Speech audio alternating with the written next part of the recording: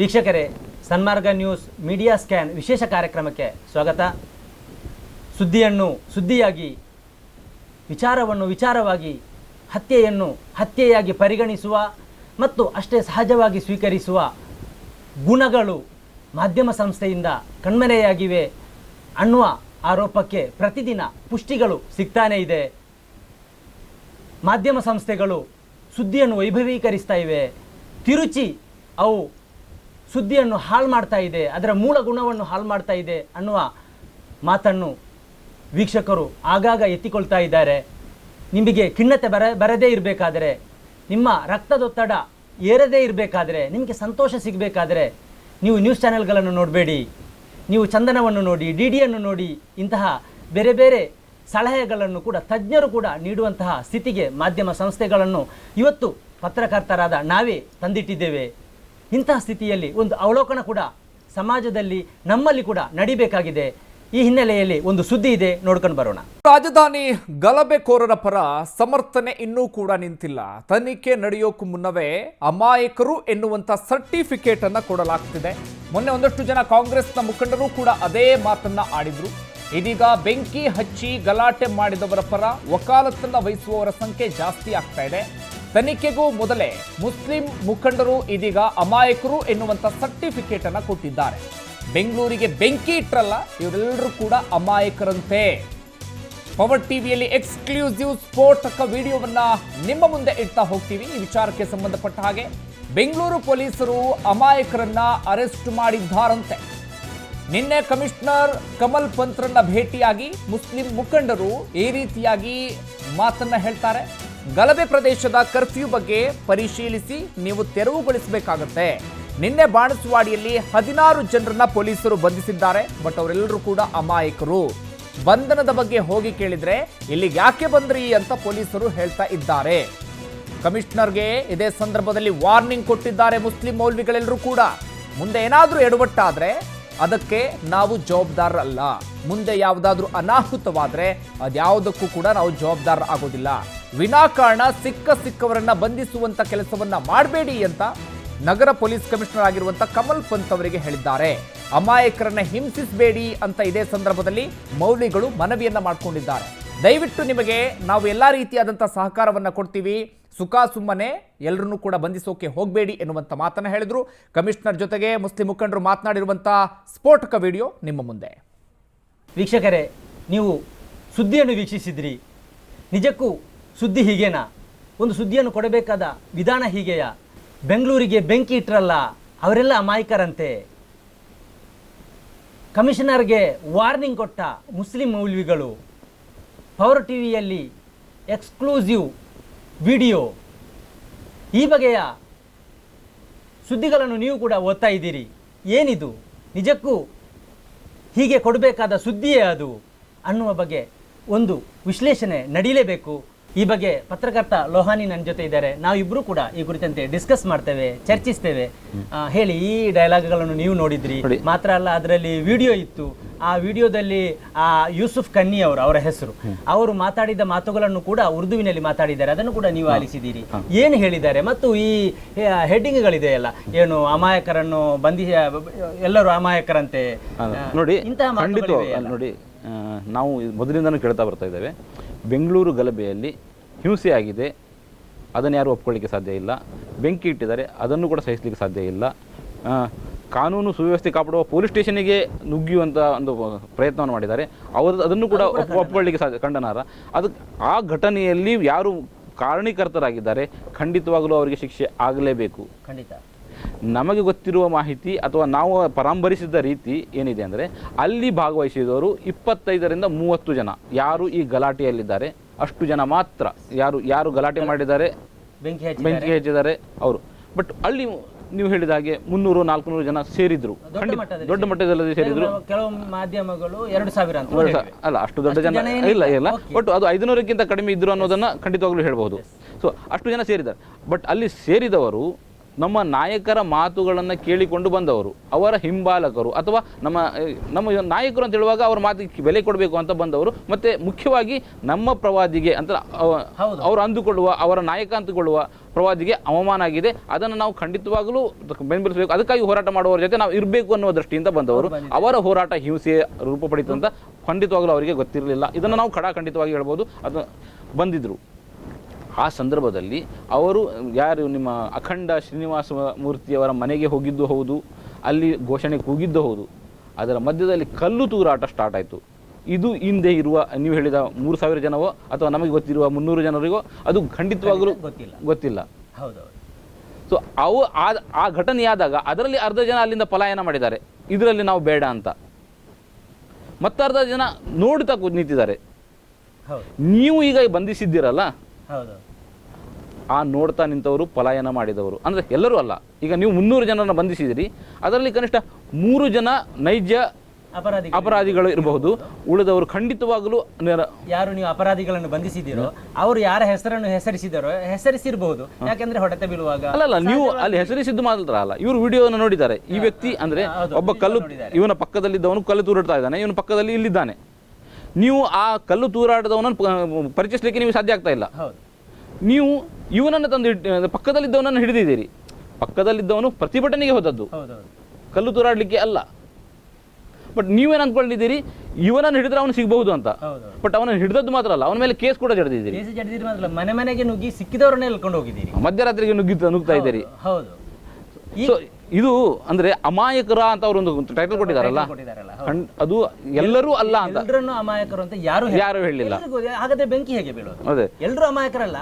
ಆದ್ರೆ ಆ ಮೊಹಮ್ಮದ್ ಕನ್ನಿ ಅವರು ಎಲ್ಲರನ್ನು ಅಮಾಯಕರು ಅಂತ ಹೇಳಿದ್ದಾರೆ. ಮುಸ್ಲಿಂ ಮುಖಂಡರು ಇಲ್ಲ, ಮೊಹಮ್ಮದ್ ಕನ್ನಿ ಅವರು ಮೊಹಮ್ಮದ್ ಕನ್ನಿ ಅಥವಾ ಯಾರು ನಿಮ್ಮ ಮುಸ್ಲಿಂ ಮುತ್ತಹಿದ ಮಹಾಜನವರು ಅಥವಾ ಮುಸ್ಲಿಂ ನಾಯಕರು ಅಲ್ಲಿ ಏನು ಹೋಗಿದ್ದಾರೆ ಅವರು ಪರಾಮರ್ಶಿಸಿದ್ದಾರೆ. ನಿಮಗೆ ಗೊತ್ತಿರಬಹುದು, ಮುಸ್ಲಿಂ ಮುತ್ತಹಿದ ಮಹಾಜ್ ಅಂತ ಹೇಳಿದ್ರೆ ಅದು ಮೌಲ್ವಿಗಳ ಸಂಘಟನೆ ಅಲ್ಲ. ಅದು ಕೂಡ ನಾನು ಗಮನಿಸಬೇಕು. ಅದು ಅಲ್ಲಿ ಡೈಲಾಗ್ ನಲ್ಲಿ ಬರ್ತಾ ಇದೆ ಮೌಲ್ವಿಗಳು ಅಂತ. ನಾನು ಹೇಳ್ದೆ ಅದರಲ್ಲಿ 20 ಸಂಘಟನೆಗಳಿವೆ. ಮುಸ್ಲಿಂ ಮುತ್ತಹಿದ ಮಹಾಜ್ ಅಂತ ಹೇಳಿದ್ರೆ ಮುಸ್ಲಿಂ ಸಂಘಟನೆಗಳ ಒಕ್ಕೂಟ ಅಂತ ಕನ್ನಡದಲ್ಲಿ. ಇದನ್ನ ಮಾಧ್ಯಮ ಮಿತ್ರರು ಅರ್ಥ ಮಾಡ್ಕೊಳ್ಬೇಕು. ಅವ್ರಿಗೆ ಗೊತ್ತಾಗಿಲ್ಲ ಅಂತ ನಾನು ಹೇಳ್ತಾ ಇರೋದು. ಅದು ಕೆಲವು ಮಾಧ್ಯಮ ಮಿತ್ರರಿಗೆ ಏನಾಗಿದೆ ಅಂದ್ರೆ, ಮುಸ್ಲಿಮರಲ್ಲಿ ದಾಡಿ ಬಿಟ್ಟವರು ಗಡ್ಡ ಬಿಟ್ಟವರು ಅಂತ ಹೇಳಿದ್ರೆ ಅವರೆಲ್ಲರೂ ಮೌಲ್ವಿಗಳು ಅಂತ. ಮೌಲ್ವಿಗಳು, ಜುಬ್ಬ ಹಾಕಿದ್ರೆ ಮೌಲ್ವಿಗಳು, ಈ ತರದ ಒಂದು ಸ್ಟೀರಿಯೋಟೈಪ್ ಥಿಂಕಿಂಗ್ ಇದೆ. ಅದರ ಭಾಗವಾಗಿ ನೀವು ನೋಡಿ, ಆ ಯೂಸುಫ್ ಖಾನಿ ಅವರು ಕಮಲ್ ಪಂತ್ ಅವರ ಜೊತೆ ಮಾತಾಡುದಿದೆಯಲ್ಲ, ಅದರಲ್ಲಿ ಯಾವ್ದು ಕೂಡ ಎಲ್ಲರೂ ಅಮಾಯಕರು ಅಂತ ಹೇಳಲೇ ಇಲ್ಲ. ಬಹಳ ಚೆನ್ನಾಗಿ ಮಾತಾಡ್ತಾರೆ. ಆದ್ರೆ ಈ ಬರುವ ಈ ಟ್ಯಾಗ್ ಲೈನ್ ಇದೆಯಲ್ಲ, ಈ ಹೆಡಿಂಗ್ ಇದೆಯಲ್ಲ, ಅದರಲ್ಲಿ ಅವರ ಮಾತುಗಳೇ ಇಲ್ಲ. ಇದು ಅಂದ್ರೆ ಸೃಷ್ಟಿ ಮಾಡಿ ವಾಸ್ತವ ಏನು ಗೊತ್ತಾ, ಈ ಸುದ್ದಿ ಮನೆಯಲ್ಲಿ ಕೂತಿರ್ತಾರಲ್ಲ ಅವರಿಗೆ ಎಲ್ಲ ಭಾಷೆಯೂ ಗೊತ್ತಿರೋದಿಲ್ಲ, ಉರ್ದು ಅಂತೂ ತಿಳಿದೇ ಇರೋದೇ ಇಲ್ಲ. ಈಗ ಲಾಸ್ಟ್ ಟೈಮ್ ಒಂದು ಸಣ್ಣ ವಿಷಯವನ್ನು ಪ್ರಸ್ತಾಪ ಮಾಡಿಬಿಡ್ತೇನೆ. ಕೊತ್ಮೀರಿ ಅನ್ನೋದೊಂದು ಬಹಳ ಅಂದ್ರೆ ಅವರಿಗೆ ಕೊತ್ಮೀರಿ ಅನ್ನೋದನ್ನ ಉರ್ದು ಭಾಷೆಯ ಒಂದು ಭಾಗ ಅನ್ನೋದು ಅವ್ರಿಗೆ ಗೊತ್ತೇ ಇಲ್ಲ. ಇದು ವಿಶೇಷ ಶಬ್ದವಾಗಿ ಕೇಳ್ತು. ಈಗ ನಾವು ಇದು ಬೆಂಗಳೂರು ಕನ್ನಡಕ್ಕೂ ಮಂಗಳೂರು ಕನ್ನಡಕ್ಕೂ ವಿಜಯಪುರ ಕನ್ನಡಕ್ಕೂ ಎಷ್ಟು ವ್ಯತ್ಯಾಸ ಇದೆ. ಬೆಂಗಳೂರಿನ ಕನ್ನಡಕ್ಕೆ ವಿಜಯಪುರದವರು ಯಾರು ಎಷ್ಟು ಅಪಹಾಸ್ಯ ಮಾಡ್ತಾರೆ, ವಿಜಯಪುರದ ಇದಕ್ಕೆ ಎಷ್ಟು ಅಪಹಾಸ್ಯ ಮಾಡ್ತಾರೆ. ಅದು ಅಂದ್ರೆ ಆ ಸಂದರ್ಭದಲ್ಲಿ ಆ ತಾಯಿ ಯಾರು ಮಾತಾಡಿದ್ದಾರೆ ಅವರು ಏನಿದ್ದಾರೆ, ಅವರು ನಮಗೆ ಗೊತ್ತಿರೋ ಭಾಷೆಯಲ್ಲಿ ಅದು ನನ್ನದೊಂದು ಕುಡಿ ಅಥವಾ ನನ್ನನ್ನು ಅದು ಅಲ್ಲಿ ಸಿಕ್ಕೊಂಡಿದ್ದೆ, ಜೈಲಲ್ಲಿದೆ. ಅವಳನ್ನು ತಪ್ಪಿಸ್ಕೊಂಡು ಬರಬೇಕು, ಅವರನ್ನು ಅಂದ್ರೆ ಅವರು ಅವನು ಅಮಾಯಕನೋ ಅಥವಾ ಅವನು ಅಪರಾಧಿಯೋ ನಮಗೆ ಗೊತ್ತಿಲ್ಲ. ಬಟ್ ಅವಳ ದೃಷ್ಟಿಯಲ್ಲಿ ಅದು ಮಗು. ಬಟ್ ಅದು ಮಾತ್ರ ಅಲ್ಲ, ಆ ಮಹಿಳೆ ಮಾತಾಡುವಾಗ ಅವರು ಕೊತ್ತಂಬರಿ ಸೊಪ್ಪಿನ ಹಿಂದೆ ಇದ್ದದ್ದಲ್ಲ, ಆ ಮಗುವಿನ ಬಗ್ಗೆ ಅವರಲ್ಲಿ ಕಾಳಜಿ ಇತ್ತು. ಮಗುವು ಅಣ್ಣನ ಸಹೋದರನೋ ಯಾರು. ನೀವು ಇನ್ನೊಂದು ನೋಡಿ, ಕೊತ್ತಂಬರಿ ಸೊಪ್ಪು ಅಂತ ಹೇಳ್ತಾರಲ್ಲ, ನೀವು ಮಾಧ್ಯಮ ಸಂಸ್ಥೆಯಲ್ಲಿ ಸ್ಟೇಜಲ್ಲಿ ಕುಳಿತವರಿಗೆ ಕನ್ನಡ ಚೆನ್ನಾಗಿ ಬರುತ್ತೆ. ಅವರು ಯಾವಾಗ ನೀವು ಹೀಗೆ ಮೈಕ್ ಹಿಡಿದ್ರು ಕೂಡ ಅವ್ರು ಮಾತಾಡ್ತಾರೆ. ಯಾಕೆಂತ ಹೇಳಿದ್ರೆ ಅವ್ರಿಗೆ ನಿರರ್ಗಳವಾಗಿ ಮಾತಾಡಲಿಕ್ಕೆ ಬರುತ್ತೆ. ಅದೇ ಮನೆಯಲ್ಲಿರುವ ಗೃಹಿಣಿಯರು, ಯಾರೋ ಮನೆಯಲ್ಲಿರುವ ಗೃಹಿಣಿಯರು ಈವರೆಗೆ ಅವರು ಟಿವಿ ಎದುರು ಬಂದಿಲ್ಲ, ಅವರು ಬೈಟ್ ಕೊಟ್ಟಿಲ್ಲ, ಏನು ಕೊಟ್ಟಿಲ್ಲ. ಅವ್ರ ಎದುರು ಹೋಗಿ ನೀವು ಮಾತಾಡಿ ಅಂತ ಹೇಳಿದಾಗ ಸಹಜವಾಗಿ ಮಾತುಗಳು ಅಲ್ಲ. ನಾನು ಅದನ್ನ ಹೇಳ್ತೇನೆ, ನೀವು ಮಾಧ್ಯಮ ಮಿತ್ರರಿದ್ದೀರಲ್ಲ, ಮೊದಲ ಸಾರಿ ಕ್ಯಾಮರಾ ಎದುರಿಸಿದಾಗ ಹೀಗೆ ಮಾತಾಡಿದ್ರೆ ಅದನ್ನ ನೆನಪು ಮಾಡ್ಕೊಳ್ಳಿ, ಅಷ್ಟು ಸಾಕು. ಎಷ್ಟು ರೀಟೇಕ್ ಆಗಿರ್ಬೋದು, ಎಷ್ಟು ಬೆವರು ಬಂದಿರಬಹುದು, ಎಷ್ಟು ಬಾರಿ ಉಜ್ಕೊಂಡಿರಬಹುದು. ಹಾಗಾದ್ರೆ ಅಲ್ಲಿ ಸಂಕಷ್ಟದಲ್ಲಿರುವ ಆ ತಾಯಿ ಮಾತಾಡುವಾಗ ನಿಮ್ಗೆ ಅದನ್ನು ವ್ಯಂಗ್ಯ ಮಾಡಬೇಕಾಗ್ತದೆ. ವ್ಯಂಗ್ಯ ಮಾಡುವುದು ಅಂತ ಹೇಳಿದ್ರೆ ಅದು ಓಕೆ. ನಾವು ನಾನು ಹೇಳ್ತಾ ಇರೋದು ಅದರಲ್ಲಿ ಒಂದಿದೆ, ಏನೋ ಆರಾಮ ಕೋಣೆಯಲ್ಲಿ ಕುಳಿತು AC ಕೋಣೆಯಲ್ಲಿ ಕುಳಿತು ಗೊತ್ತಿರುವವರಿಗೆ ಈ ಮಧ್ಯರಾತ್ರಿಯಲ್ಲಿ ದುಡಿಯುವವರು ತಳಮಟ್ಟದ ಜನಸಮುದಾಯದ ಬೆವರಿನ ಬೆಲೆ ಗೊತ್ತೇ ಇರಲ್ಲ. ಇವರಿಗೆ ಬೆಳಿಗ್ಗೆ ಹೋಗಿ ಕೊತ್ತಂಬರಿ ಸೊಪ್ಪು ತಂದು ಮನೆಯಲ್ಲಿ ಪಲ್ಯ ಮಾಡುವುದಷ್ಟೇ ಗೊತ್ತು. ಅದು ಅಂದ್ರೆ ರಾತ್ರಿ ಯಾವ ಹೊತ್ತಿಗೆ ಬರುತ್ತೆ ಅವರಿಗೆ ಅಂತ. ಗೊತ್ತಿರೋದು ಕೊತ್ತಂಬರಿಯನ್ನ ಸಾಂಬಾರಿಗೋ ಸಾರಿಗೋ ಬಳಸ್ತಾರೆ ಅಂತ ಮಾತ್ರ.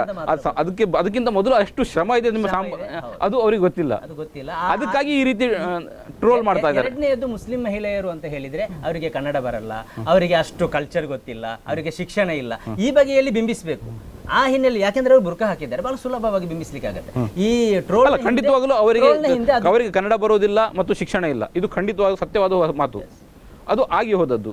ಇದಕ್ಕೆ ನಾವು ಇವತ್ತು ಅದಕ್ಕಾಗಿ ಅವರನ್ನು ಟ್ರೋಲ್ ಮಾಡಬೇಕಾಗಿದ್ದಿಲ್ಲ. ಯಾಕಂದ್ರೆ ಅದು ಒಬ್ಬ ಮಹಿಳೆ, ಅವಳು ನಮ್ಮ ತಾಯಿ, ನಮ್ಮ ತಂಗಿ ಅನ್ನೋದನ್ನು ನಾವು ಮನದಲ್ಲಿಡಬೇಕು. ಅವಳನ್ನು ಪದೇ ಪದೇ ತೋರಿಸಿ ಅವಳು ಮಾನಸಿಕವಾಗಿ ಮೊದಲೇ ಅವಳು ಜರ್ಜಿತ, ಇನ್ನಷ್ಟು ಜರ್ಜರಿತವಾಗುವುದು ಬೇಡ. ಓಕೆ, ನಾವು ಮುಖ್ಯವಾದ 20 ಸಂಘಟನೆಗಳಿತ್ತು ಅದರಲ್ಲಿ ಮೌಲ್ಯವಾದ ಸಂಘಟನೆ ಮಾತ್ರ ಇರುವುದಲ್ಲ, ಅದರಲ್ಲಿ ಬ್ಯಾರಿ ಅಸೋಸಿಯೇಷನ್ ಇದೆ, ಅಲ್ಮಾಸ್ ಇದೆ, ಇಂಥ ಹಲವಾರು ಸಂಘಟನೆಗಳು ಒಟ್ಟು ಸೇರಿದ 20 ಸಂಘಟನೆಯ ಒಂದು ಮುಸ್ಲಿಂ ಸಂಘಟನೆ, ಕರ್ನಾಟಕದ ಎಲ್ಲ ಜಿಲ್ಲೆಗಳ ಪ್ರಮುಖ ನಾಯಕರ ಒಕ್ಕೂಟ. ಅದನ್ನು ಯಾಕೆ ಮೌಲ್ವಿಗಳು ತೀರ್ಪು ಕೊಟ್ಟರು, ಮೌಲ್ವಿಗಳು ವಾರ್ನಿಂಗ್ ಮಾಡಿದ್ರು ಅಂತ ಹೇಳಿದ್ರೆ ಅದು ಹೋದದೆಲ್ಲ ನೀವು ಮುಖ್ಯವಾಗಿ ಮಾಧ್ಯಮ ಮಿತ್ರರು ಇದನ್ನು ತಿಳ್ಕೊಳ್ಬೇಕಾಗಿತ್ತು. ಅವರು ಮೌಲ್ವಿಗಳ, ಅವರು ನಾಯಕರ, ಅದರಲ್ಲಿ ರಾಜಕೀಯ ನಾಯಕರು ಕೂಡ ಇದ್ದಾರೆ. ಹೌದು, ಎಲ್ಲ ಸಾಮಾಜಿಕ ನಾಯಕ ಧುರೀಣರಿದ್ದಾರೆ, ಉದ್ಯಮಿಗಳಿದ್ದಾರೆ, ಎಲ್ಲರೂ ಸೇರಿದ ಒಂದು ಸಂಘಟನೆ ಅದು. ಯಾಕೆಂತ ಹೇಳಿದ್ರೆ ಮುಸ್ಲಿಂ ಸಮುದಾಯದ ಬಗ್ಗೆ ಕಾಳಜಿ ಇರುವಂಥದ್ದು. ಎರಡನೇದು ಅದರಲ್ಲಿದೆ, ಅದೇನಂತ ಹೇಳಿದ್ರೆ ಈ ಸಂಘಟನೆ ಯಾಕೆ ಉಟ್ಕೊಂಡಿತ್ತು ಅಂತ ಹೇಳಿದ್ರೆ ಸಮುದಾಯದ ಕಾಳಜಿಯ ಬಗ್ಗೆ ಇರೋದು. ಆದ್ರಿಂದಲೇ ಅವರು ಮನೆ ಗಲಭೆಯಾದ ಜಾಗಕ್ಕೆ ಹೋದ್ರು, ಅಲ್ಲಿಯ ಜನರ ಸಂಕಟಗಳನ್ನು ಕೇಳಿದ್ರು, ನೋವನ್ನು ಅನುಭವಿಸಿದ್ರು, ಅವರೆಲ್ಲ ನೋವುಗಳನ್ನು ಹೇಳಿದ್ರು. ನಮ್ಮ ಇಂತಿಂಥ ಹುಡುಗ, ಆತ ಅಮಾಯಕ, ಆತನನ್ನು ಹೇಳ್ಕೊಂಡು ಹೋಗಿದ್ದಾರೆ, ನಮ್ಮ ಬಾಗಿಲು ಹೊಡೆದಿದ್ದಾರೆ, ಹೀಗೆ ಮಾಡಿದ್ದಾರೆ ಅಂತ ಹೇಳಿದಾಗ ಅದನ್ನು ಸಹಜವಾಗಿ ಅವರು ಸ್ವೀಕರಿಸ್ತಾರೆ ಮತ್ತು ಕಮಲ್ ಪಂತ್ರಿಗೆ ತಿಳಿಸಿ. ಅಂದ್ರೆ ಮೊಹಮ್ಮದ್ ಯೂಸುಫ್ ಕನ್ನಿ ಅವರು ಅಲ್ಲಿ ಸ್ಪಷ್ಟವಾಗಿ ಹೇಳಿದ್ದಾರೆ, ಏನಂತ ಹೇಳಿದ್ರೆ ನಾವು ಜನರ ಹತ್ರ ಹೋಗಿದ್ದೇವೆ, ಅವರ ಅಭಿಪ್ರಾಯವನ್ನು ತಿಳ್ಕೊಂಡಿದ್ದೀವಿ. ಆ ಅಭಿಪ್ರಾಯವನ್ನು ನಾವು ಯಾರು ಒಳಗಾಗಿದ್ದಾರೆ ಅವರು ಆಡಳಿತದಲ್ಲಿರುವವರು, ಅಧಿಕಾರದಲ್ಲಿರುವವರಿಗೆ ಸಂಪರ್ಕ ಮಾಡಬೇಕು, ಅದನ್ನು ಹೇಳ್ಕೊಳ್ಬೇಕು. ನಮ್ಮ ಸಂಕಷ್ಟ ಹೀಗಿದೆ ಅಂತ ಹೇಳಿದ್ರೆ ಅವ್ರಿಗೆ ಗೊತ್ತಾಗೋದು ಹೇಗೆ? ಹೇಳ್ಕೊಳ್ಳಿಕ್ಕೆ ಒಂದು ಮಾಧ್ಯಮ ಬೇಕಲ್ಲ, ಮಾಧ್ಯಮವಾಗಿ ಅವರು ಇರೋದು. ಈ ಸಾಮಾನ್ಯ ಜನರೆಲ್ಲ ಅಲ್ಲಿ ಹೋಗಿ ಕುತ್ಕೊಳ್ಳಿಕ್ಕೆ, ಕಮಿಷನರ್ ಹತ್ರ ಅಥವಾ ಮುಖ್ಯಮಂತ್ರಿ ಹತ್ರ ಕುತ್ಕೊಳ್ಳಿಕ್ಕೆ ಆಗ್ತದ? ಅಲ್ಲ, ಆ ಬಳಿಕ ಕಮಲ್ ಪಂತ್ರೆ ಹೇಳಿದ್ರು, ನನಗೆ ಯಾರು ವಾರ್ನಿಂಗ್ ಮಾಡೋದು, ಅವ್ರು ಅಂತ ಮಾತನ್ನೇ ಆಡಿಲ್ಲ, ಎಲ್ಲರೂ ಅಮಾಯಕರು ಅಂತ ಹೇಳಲೇ ಇಲ್ಲ. ಅಲ್ಲ, ಈ ಮಾಧ್ಯಮಗಳು ಅಂದ್ರೆ ಒಬ್ಬ ರಾಜ್ಯದ ಸುಪೀರಿಯರ್ ಪೊಲೀಸ್ ಆಫೀಸರ್ ಒಬ್ರು ಈ ಮಾಧ್ಯಮ ಕಾರಣದಿಂದಾಗಿ ನಾನು ಒಂದು ಸ್ಪಷ್ಟನೆ ಕೊಡಬೇಕಾಗಿ ಬರ್ತಾ ಇದೆ. ಇಂಥ ದುರಂತ ನಮಗೆ ಅವರ ಸ್ಥಾನವನ್ನು ಮಾಧ್ಯಮ ಸಂಸ್ಥೆಗಳೇ ಚಿಕ್ಕದಾಗಿ ತೋರಿಸ್ತಾ ಇವೆ ಅಂತ ಅವರಿಗೆ ವಾರ್ನಿಂಗ್ ಕೊಡುವುದಕ್ಕೆ ಮುಸ್ಲಿಂ ಸಂಘಟನೆಗಳು ಯಾರು ಸಾಧ್ಯವೇ ಇಲ್ಲ. ಅದನ್ನು ಒಂದು ಸ್ಪಷ್ಟನೆ ಕೊಡಬೇಕಾಗ್ತದೆ ಅಂತ ಹೇಳಿದ್ರೆ ಅವರ ಘನತೆಗೆ ಕುಂದು. ನಮ್ಮಲ್ಲಿ ಇವರು ಯಾರು ಯೂಸುಫ್ ಕನ್ನಿ ಅವರು ಸ್ಪಷ್ಟನೆ ಕೊಟ್ಟಿದ್ದಾರೆ, ಅದನ್ನು ನೋಡು. ಇದೇ ವಿಷಯದಲ್ಲಿ ನಮ್ಮ ವರದಿಗಾರರ ಜೊತೆ ಅವರು ಸ್ಪಷ್ಟನೆ ಕೊಟ್ಟಿದ್ದಾರೆ, ಅದನ್ನು ನೋಡ್ಕೊಂಡು ಬರೋಣ. 11 तारीख को डीजे हल्ली और केजी हल्ली में जो कुछ हुआ है वो हम सब के इल्म में है. हम सब इससे दुखी हैं. इसलिए दुखी हैं कि कर्नाटक रियासत एक अमन पसंद है, मज़हब पर अमल करने वालों की एक बड़ी तादाद कर्नाटक के अंदर मौजूद है. डिफरेंट मज़हब के लोग अमन और शांति से रियासत के अंदर रहते हैं. ज़ाहिर बात है कि एक नवीन ने जो पोस्ट किया है परवादी मोहम्मद के बारे में, इसके बाद से ये वाक़या डीजे हल्ली और केजी हल्ली के अंदर हुआ है. उसके बाद में पुलिस स्टेशन पर हमला काबिले मज़म्मत है, हम इसे पसंद नहीं करते. आपको मालूम होगा कि उसके बाद में बहुत सारे वाक़यात उस एरिया के अंदर हुए हैं. मुस्लिम लीडर्स, डिफरेंट ऑर्गेनाइजेशंस जो कर्नाटक में काम कर रहे हैं, वो अमन के लिए, शांति के लिए, सौहार्द के लिए काम पहले से वो करते रहे हैं और आइंदा भी वो करते रहेंगे.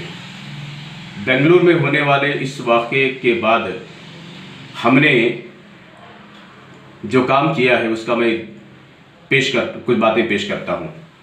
आप ज़रा सोचिए कि हमने एक तो कोशिश की कि उस इलाके के अंदर हर तरह से अमन रहे.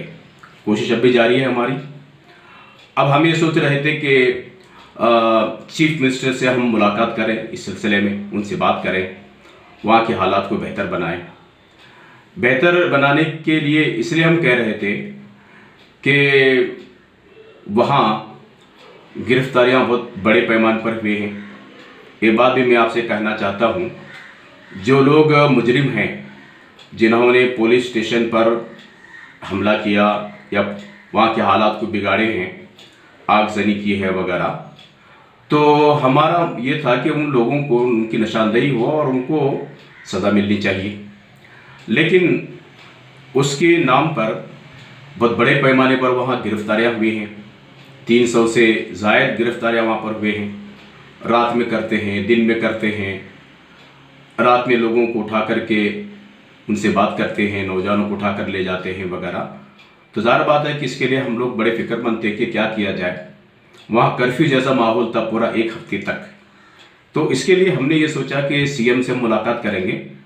ज़ाहिर बात है कि सीएम की तबीयत अच्छी नहीं रहने की वजह से उन्होंने हमसे ये कहा था कि ये हमें इत्तला मिली थी कि 4-5 दिन के बाद मुलाकात का मौका देंगे। तो उसके बाद हमने ये सोचा कि पुलिस कमिश्नर से मुलाकात करना चाहिए। तो हमने 18 तारीख को पुलिस कमिश्नर से मुलाकात की। आप ज़रा सोचिए कि उसमें जितने मुस्लिम ऑर्गेनाइजेशंस हैं, स्टेट लेवल पे काम कर रहे हैं, वो सब उनके लोग वहाँ मौजूद थे, उनके जिम्मेदार वहाँ मौजूद थे। हमने बहुत ही अच्छे अंदाज में गुफ्तगू की और कमिश्नर साहब ने हमें बहुत अच्छा रिप्लाई किया, बहुत अच्छी गुफ्तगू उन्होंने की। हमारा जो कमिश्नर साहब से मुतालिबा था, जो बात हमने उनसे कही, एक तो ये था कि वहाँ पे जो कर्फ्यू का माहौल है उसे ख़त्म करें। क्यों? इसलिए कि वहाँ के हालात बहुत ख़राब थे। वहाँ बच्चों के लिए दूध है, तरकारी है, आना जाना है, लोग बहुत परेशान थे उसमें। और परेशान होने वालों में सिर्फ मुसलमान नहीं थे, मुसलमान भी और हिंदू भाई भी हमारे, ये सब परेशान हो गए थे। तो हमारा मुतालबा ये था कि वहाँ कर्फ्यू का जो माहौल है उसे ख़त्म करें। दूसरी बात, हमने उनसे गुजारिश ये की कि ये जो अरेस्ट हो रहे हैं बहुत ज़्यादा, सुबह और शाम, दिन और रात, इस तरह से ये अरेस्ट जो है उसमें बहुत सारे मासूम लोग भी होंगे, इनोसेंट भी होंगे, हमारा ख्याल इस तरह से है। तो इस तरह से गिरफ्तारी जो है वो अंधाधुंध नहीं होनी चाहिए। हमने उनसे रिक्वेस्ट किया कि ये जो गिरफ्तारियाँ हो रही है वो ख़त्म होना चाहिए। तीसरी बात हमने उनसे की कि अब तक जिन लोगों को आपने अरेस्ट किया है उसमें से जो लोग इनोसेंट हैं, वो आपको मालूम होता है इस तरह से, तो उन लोगों को रिहा कर देना चाहिए। फिर हमने ये भी कहा कि वहाँ के अमन के लिए, शांति के लिए, शांति बनाए रखने के लिए, अगर आप कहते हैं तो ये मुस्लिम ऑर्गेनाइजेशंस और दीगर लोगों को लेकर के कुछ अमन के लिए हम काम करेंगे, वहाँ पे अमन मार्च वहाँ पर हो सकता है वगैरह। इस तरह के कई बातों को हमने उनके सामने अपनी बातों को पेश किया है।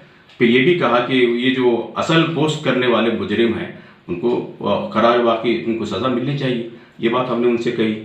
कमिश्नर साहब ने हमारी बातों को बहुत अच्छे अंदाज में सुना और कहा कि नहीं, बहुत सही है, कुछ बातें इस तरह से मैं भी डिस्कस करता हूँ, कुछ काम करेंगे इस तरह से। तो ये बातें हमारे दरम्यान में आई हैं और जितने भी वहाँ लोग मौजूद थे वो सब के सब उन्होंने बहुत ही अच्छे अंदाज में इस बातों को पेश किया। तो ज़रा सोचिए कि उसके बाद में हम जो देखे हैं कन्नड़ा टीवी चैनलों के अंदर बाज़ एक चैनल ऐसे हैं, तो बहुत अफसोस हुआ हम लोगों को। ख़ास करके 2-3 चैनल तो ऐसे हैं जिन्होंने बात को तोड़ मरोड़ करके पेश किया, गलत बात को पेश किया, गलत उस पर जो है इंटरप्रेट उन्होंने किया और अपने डिबेट के अंदर बहुत ही गलत बातों को उन्होंने कहा। तो ये सब हम जब देखते हैं तो बहुत अफसोस होता है। आप ज़रा सोचिए कि अगर किसी को दुख होता है, किसी को तकलीफ़ होती है, जाएं किसके पास जाना चाहिए उन्हें? या तो हुकूमत के पास जाएंगे, या तो पुलिस के पास जाएंगे, या तो मीडिया के पास आएंगे। जरा आप सोच कर देखिए, किसी भी आदमी को कोई तकलीफ होती है तो ये 3 चैनल ऐसे हैं जहां अपनी बात को रखने का मौका मिलता है। हम जो बात रखना चाह रहे थे, हमारे वो कमिश्नर है, पुलिस हमारी है, हम अपनी बातों को उनके सामने रख सकते हैं। अगर उनके सामने बातों को खुल करके नहीं रखेंगे तो फिर किसके सामने रखेंगे, बताइए आप इस तरह से। तो जाहिर बात है कि उनके साथ में हमने बहुत अच्छी गुफ्तगू की और फिर उसके बाद उन्होंने हमें तयक़ुन भी दिलाया कि बहुत सारे काम इसमें होनी है। लेकिन अफसोस, जैसे मैंने कहा, कि इस बात पर हमें हुआ है कि टीवी चैनलों ने बहुत ही तोड़ मरोड़ करके पेश किया है। मुस्लिम लीडर्स के बारे में गलत बात उन्होंने कही है और ज़रा सोचिए कि वार्निंग देने के लिए गए हैं, ये कोई मुमकिन बात है? ज़रा सोचिए आप इस तरह से। ये वही जिम्मेदार लोग, अलग अलग ऑर्गेनाइजेशन के जो जिम्मेदार लोग हैं वो लोग वहाँ पर जाते हैं और वो जा कर के पुलिस कमिश्नर को वार्निंग देते हैं, बोल की जो रिपोर्टिंग कर रहे हैं हमारे पास एक टीवी चैनल वाले। कितनी गलत बात है, कितनी अफसोस की बात है टीवी चैनल जो है वो अमन के लिए काम करना चाहिए, शांति के लिए काम करना चाहिए, सौहार्द के लिए काम करना चाहिए, लोगों के दरमियान में मिलजुल कर रहने की बात को उन्होंने प्रमोट करना चाहिए, और किसी भी कम्युनिटी के बात को कम्युनिटी के लीडर से जिन बातों का जिक्र किया है उन्हीं बातों को वो जिक्र करना चाहिए। ऐसा मालूम होता है कि जो चैनल वालों ने हमारी बातों को गलत जो पेश किया है, या तो लैंग्वेज का प्रॉब्लम होगा उनको, वही भी हो सकता है, या तो लैंग्वेज उन्होंने नहीं समझा होगा, ये भी हो सकता है, या फिर कि हम ये मान के चलेंगे कि वो मुसलमानों के सिलसिले में वो कोई गलत, मुसलमानों के सिलसिले में सही बात उनके जहनों में नहीं है, ये हो सकता है, क्या हो सकता है। तो हम भी इस पे सोच रहे हैं, गौर कर रहे हैं कि ये टीवी चैनलों को क्या हो गया है कि गलत प्रोपेगेंडा क्यों करते हैं, गलत बात को क्यों पेश करते हैं इस तरह की, और बात को समझे बगैर दूसरे अंदाज में वो क्यों पेश कर सकते हैं इस तरह से। इस पर हम लोगों को बहुत ज़्यादा अफसोस है। हमने ये सोचा है कि इन टीवी चैनलों के साथ में हम मुलाकात करके गुफ्तगू भी करें। ಸೊ ನೀವು ಅಲ್ಲಿ ಉರ್ದುದಲ್ಲಿ ಉರ್ದು ಭಾಷೆಯಲ್ಲಿ ಮಾತಾಡಿದ್ದಾರೆ, ಅದು ನಾನು ಕನ್ನಡದಲ್ಲಿ ಸ್ವಲ್ಪ ಹೇಳಿಬಿಡ್ತೇನೆ. ಅಂದರೆ ಅಲ್ಲಿ ನಾವು ಹೋಗಿದ್ದು ಹೌದು, ಮಾಹಿತಿ ಸಂಗ್ರಹಿಸಿದ್ದು ಹೌದು, ನಾವು ಕಮಿಷನರ್ ಹತ್ರ ಮಾತಾಡಿದ್ದು ಹೌದು. ಅಲ್ಲಿ ಅಮಾಯಕರು ಅಂದರೆ 300 ಜನರನ್ನು ನೀವೇನು ಅರೆಸ್ಟ್ ಮಾಡಿದ್ದೀರಿ, ಅದರಲ್ಲಿ ಅಮಾಯಕರು ಇದ್ದಾರೆ ಅಂತ ಹೇಳಿದ್ದಾರೆ. ಎಲ್ಲರೂ ಅಮಾಯಕರು ಅಂತ ಎಲ್ಲಿಯೂ ಕೂಡ ಅವರು ಹೇಳಲಿಲ್ಲ. ಅಮಾಯಕರು ಇದ್ದಾರೆ, ಅದನ್ನು ಗಮನಹರಿಸಿ, ಅದರತ್ತ ಗಮನಹರಿಸಿ ಅಂತ ಅವರಲ್ಲಿ ರಿಕ್ವೆಸ್ಟ್ ಮಾಡಿದ್ದಾರೆ. ಇದನ್ನು ನೀವು ಮಾಧ್ಯಮದವರು ಅದನ್ನು ನೀವು ತಿಳ್ಕೊಳ್ಬೇಕಿತ್ತು. ಯಾಕೆ ಹೀಗೆ ನೀವು ಕನಿಷ್ಠ ನೀವು ಯಾರ ಬಗ್ಗೆ ನೀವು ಆರೋಪ ಮಾಡ್ತಾ ಇದ್ದೀರೋ ಅವರೊಂದಿಗೆ ಒಮ್ಮೆ ಮಾತಾಡಿ ನೋಡಿ, ಒಂದು ಬೈಟ್ ತಗೊಳ್ತಿದ್ರೆ ಎಲ್ಲ ಸರಿ ಆಗ್ತಾ ಇತ್ತು. ಅಥವಾ ಅವ್ರು ಹೇಳ್ತಾ ಇದ್ರು ಇಂಥವ್ರು ನನ್ನ ಜೊತೆ ಇದ್ರು, ನಿಮ್ಗೆ ಆ ವ್ಯಕ್ತಿ ಪರ್ಟಿಕ್ಯುಲರ್ ಸಿಗಲಿಲ್ಲ ಅಂತ ಹೇಳಿದರೆ, ಹೌದೌದು, ನಿಮಗೆ ನಿಮ್ಮ ಕಾಳಜಿ ಇರಬೇಕಾದ್ದು ಇದು ಸುದ್ದಿ ಸರಿಯಾಗಿ ಜನರಿಗೆ ತಲುಪಿಸಬೇಕು ಅನ್ನುವಂಥದ್ದು. ಸುದ್ದಿಯನ್ನು ವೈಭವೀಕರಿಸಿ ಜನರಿಗೆ ತಲುಪಿಸುವುದಲ್ಲ. ಕಮಲ್ ಪಂತ್ರನ್ನು ಭೇಟಿಯಾದವರಲ್ಲಿ ಬೆಂಗಳೂರಿನ ಫೇಮಸ್ ಯೂರಾಲಜಿಸ್ಟ್ ಡಾಕ್ಟರ್ ಇದ್ರು, ಬೆಳಗಾವಿ ಮೊಹಮ್ಮದ್ ಸಾದ್ ಅವರು, ಎಲ್ಲ ಮೌಲ್ಯಗಳಲ್ರಿ, ತುಂಬಾ ಡಾಕ್ಟರ್ ಅವರು.